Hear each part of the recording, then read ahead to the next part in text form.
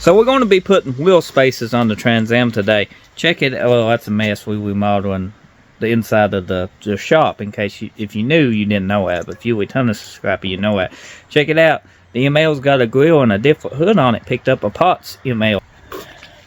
So I guess we need to check out the wheel spacers because that's what we're doing today, and they right here. So let me open them up without busting the windshield. Well, hatch out of a Trans Am. Ooh, they look nice. Take a look. Wouldn't it be easier? Let me just flip just like that. We have some movie magic. These is 1 3/4 inch, Shane. 1 1/4. These is 1 1/4. So set that there. And it's starting to rain. Oh, how joyful. And here's the other one. And this is for the wheel. And that's your Loctite. So we're going to show you today how to install these and get this done. As Shane is going to get the impact, which is a Harbor Freight upgrade impact, highly recommend them. A 3/4 socket because that's what's on this Trans Am. It started raining. Did you see this? Go figure, right? Kentucky weather. Snowed just yesterday. Raining today. I don't know. Oh, the wheel faces got wet. Oh God, can you believe that? These install, I'm trying not to get my phone wet, but they install just like so. And you put your original lug nuts on them, and this ain't fitting. You might have to trim the inside. Oh, they might fit. But Shane messed with them. The eyelet seems smaller. So we're just going to use the impact to pull this up. I think the rust is keeping it off. Go ahead. Oh yeah, she's going. So we can force this on. Missing a lug nut. Missing a lug nut? Yeah. Okay.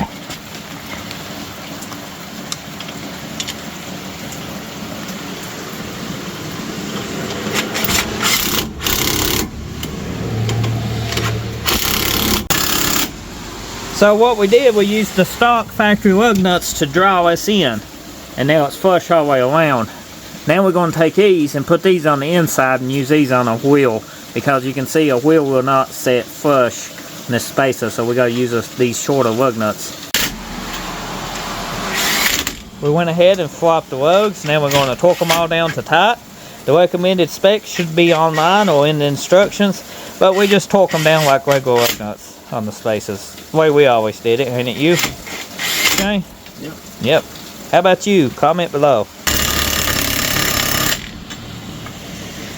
You should, on a side note, you should use a little Loctite on them so they don't come loose, but we can always do that on another day because they get harder to get off with Loctite. But if you get your wheels, we plan on putting some on and doing brake work and stuff. We check our spacers, and that's quite often. So we're going to set the wheel back up, use a factory lug nuts, torque them down, and we're going to get an idea of the wheel spacing. Because this is factory, you can see it's putting into the inside the wheel well. Check out the wheel space on this. Now that looks much better. The cheap wheel spacers did work. It's tight going on. Probably a pain to get off, but you could have sanded that. We just sent it home, you know, before, after. So we got the Trans Am installed with the wheel spacers. You can see it actually turned out pretty good. Let's go over here, show you something.